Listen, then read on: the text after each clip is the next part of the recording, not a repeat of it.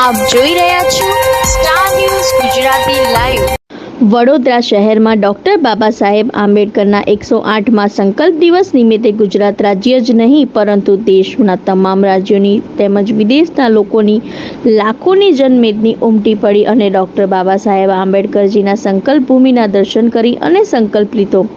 ગુજરાત રાજ્યના રાજા સયાજીરાવ ગાયકવાડના સ્કોલરશિપ મેળવી ડૉક્ટર બાબા સાહેબ આંબેડકર વિદેશ ભણવા જાય છે ત્યારે મહારાજા સયાજીરાવ ગાયકવાડ અને બાબા સાહેબ આંબેડકર સાથે એક ડીલ થાય છે કે બાબા સાહેબ આંબેડકર વિદેશમાં ભણીને આવ્યા પછી વડોદરામાં નોકરી કરશે।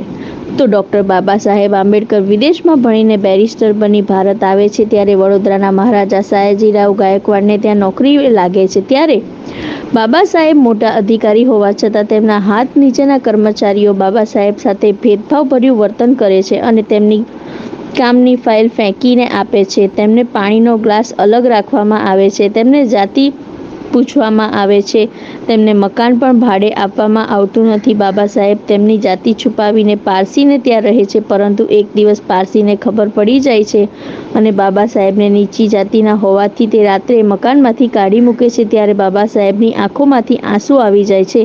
ત્યારે 1917 23 સપ્ટેમ્બરના રોજ સયાજીબાગ ખાતે વડના વૃક્ષ નીચે બેસીને તે સંકલ્પ કરે છે કે જાતિ પ્રથા જેવો દુર્વ્યવહાર ભેદભાવ મિટાવીને રહીશ। તેવા સંકલ્પ સાથે વડોદરાના સયાજીબાગ કમિટી ખાતે લાખોની જનમેદની ઉમટી પડી હતી અને એમાં એસએસડીની 4000થી પણ વધુ નાની ગાડી અને અસંખ્ય મોટી ગાડીની રેલી કાઢવામાં આવી હતી જેમાં રાજકીય અને બિન રાજકીય સંગઠનો પણ એક મંચ થઈ જોવા મળ્યા હતા। Reporter Shailesh Kumar Rathod, star news Gujarati live, Dahod.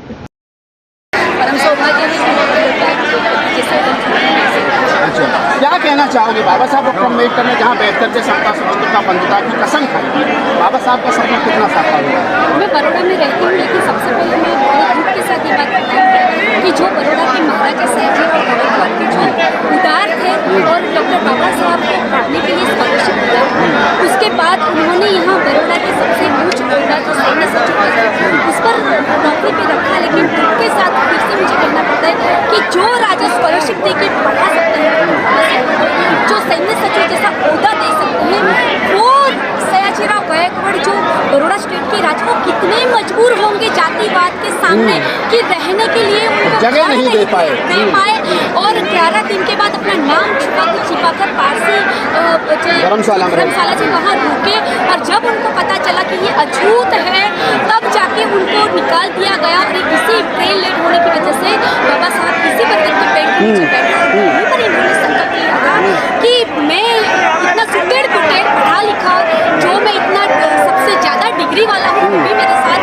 File मेरे पास है, मैं इतना पानी नहीं देता, मैं ऐसा शिकार हुआ हूँ तो मेरा जो समाज है वो अभी भी पिछड़ा है, गरीब है, अनपढ़, उन लोगों के साथ कैसा होगा? तो जब तक अभी मैं व्यवस्था में सुधार नहीं लाऊंगा और ये करने में अक्षम रहा तो अपने आप को मतलब ये बात बाबा साहब ने वेटिंग फॉर इसमें और ये मैंने इसमें पढ़ा। तो मेरे ये आपने जो मुझे सवाल करा कि बाबा साहब का सपना साकार हुआ है आज, मतलब 107 साल हो गए, 1917 2024।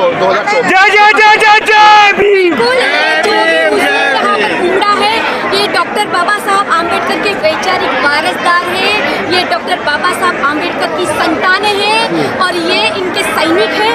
बाबा साहेब आम्बेडकर का जो सपना था वो कारवा था, वो आगे ले जाने के लिए और समता स्वतंत्रता बंधुता इस देश में कायम करने के लिए सब लोग संकल्पबद्ध होने के लिए यहाँ पर आए। देखिए मनुवादी व्यवस्था जितना भी हमें तोड़ने की कोशिश करेंगे, हम पूरी उससे भी 100 गुनी ताकत से जुड़ेंगे, ताकतवर बनेंगे, आगे आएंगे और इसी भारत देश के अंदर जो संविधान है वो संविधान लागू हो उसके लिए हम लड़ते रहेंगे। मैं अब आपको लेकर के परंपरा बन गई है, और भी जाना सबको ये करती है कि मैं बंदूक से गोली मार लूँगा। 100 वर्ष से भी पहले बंदूक की गोली कहाँ से लाएंगे बाबा साहब? और एक बात बताऊँ, जितना भी संसार संसार में महापुरुष हुए हैं, जैसे तथागत भगवान गौतम बुद्ध, कबीरदास जी हुए, पेरियार स्वामी जी हुए, रविदास जी हुए, तो ये सब मानवों ने इस संसार को अपने ज्ञान से बदला, ना कि हिंसा की बात करें। तथागत भगवान गौतम बुद्ध ने क्या उठाने तक को मना कर दिया। उनके संदेश को तो ऐसे भी देखा जाता है कि बुद्ध युद्ध को रोक सकता है, यानी कि तो वे चल रही हो तो उनको भी रोक सकता है। ज्ञान एक ऐसी चीज़ है। तो बाबा साहब के लिए यह कह देना कि गोली से मार लेंगे, इस बात से हम सहमत नहीं। हमारी पूरी और वेटिंग फॉर वीजा में और किसी भी पुस्तक में, जैसे कि नानक चंद रफ्तू हैं, अंशुए प्रसंग, एक दूसरी पुस्तक है रामस्वरूप वर्मा जी की, जो बाबा साहब से मिले थे। इन दोनों लेखकों ने ऐसा कोई वर्णन नहीं किया जो बाबा साहब से स्वयं मिले। आज कुछ लोगों ने बात जो बना दी वो गलत बात है कि गोली मार लेंगे, बाबा साहब का कद छोटा कर दिया, ये बहुत ही बुरी बात है। इस चीज़ को रोका जाना चाहिए। हिंसा की बात हो गई, हिंसा की बाबा साहब ने जो संकल्प लिया मैं उसे दोहरा देता हूँ कि बाबा साहब ने संकल्प नहीं कर पाऊंगा। मैं ये बात इसलिए विशेष रूप से बता रहा हूं,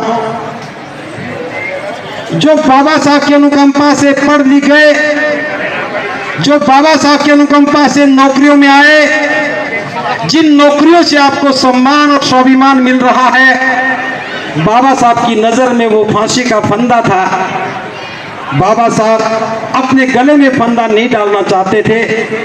अपनी पूरी योग्यता से, अपने पूरे ज्ञान से हमारी गुलामी की बेड़ियों को काटने का काम किया और पूरे जीवन संघर्ष करते करते 14 अक्टूबर 1956 का दिन आया और उन्होंने बुद्ध की शरण में जाने की घोषणा की।